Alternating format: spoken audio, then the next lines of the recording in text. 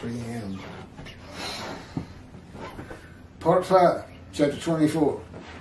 My memory card, it can hold 10, 12, 30-minute videos, but it always cuts off at 30 minutes. There's got to be an answer to that I can't just go for an hour and a half. Part 5 of chapter 24 of the book God dictated to me as he dictated the Torah to Moses, as believed by the Orthodox Jews of Judaism, and actually had the entirety of the book written for them, for his chosen. Had every prophet write his book. The Spirit lit upon Isaiah, and God was in his spirit, and then Isaiah could hear God speak.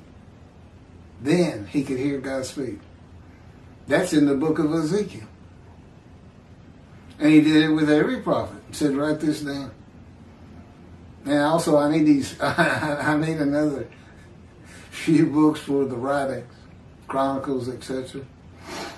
King David probably wrote every one. Well, yeah, he definitely had the Spirit of God in him, and God's in his spirit. You can find it, and it's in these videos. It's in this book. Probably wrote the 3 books he's in. I think it's Samuel's 1 and 2 and Kings 1. I think he dies right off the bat in Kings 1.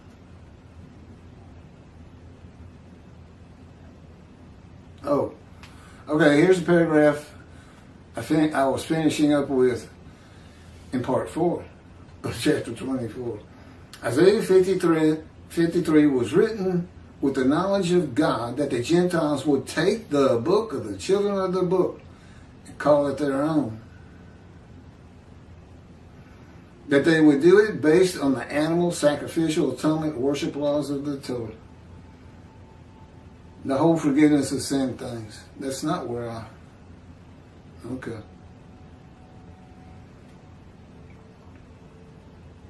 The primary purpose of verse 10 is not to test the devotion. It is to make certain that the animal sacrificial atonement worship laws of the Torah cannot be used for the man described. That's why God disfigures him and blemishes him with disease. And I guess the Christians just, I don't know. Now, I did hear one man of the Catholic clergy say, we know Jesus doesn't fit every verse, but who else can it be? You're looking at it.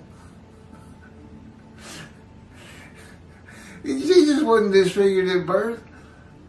He was never sick, as far as the Gospels say.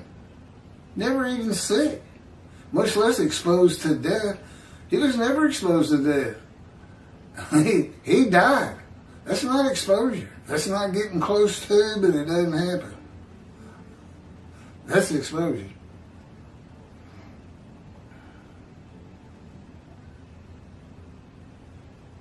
It is the only reason God would crush a man with the disease, to make him be his servant. You cannot offer an animal with defect. An animal is blemished, so God blemishes the man.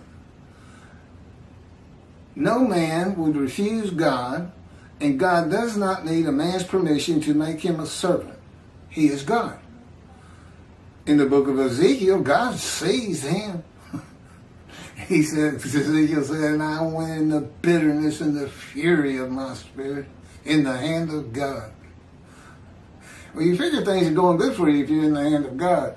But Ezekiel would tell you, no, it was a fire over fire. It's brutal. He makes you furious. So God blemishes the man.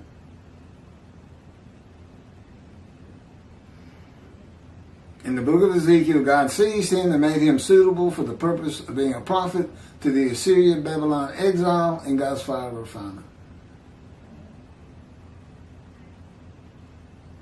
That won't work.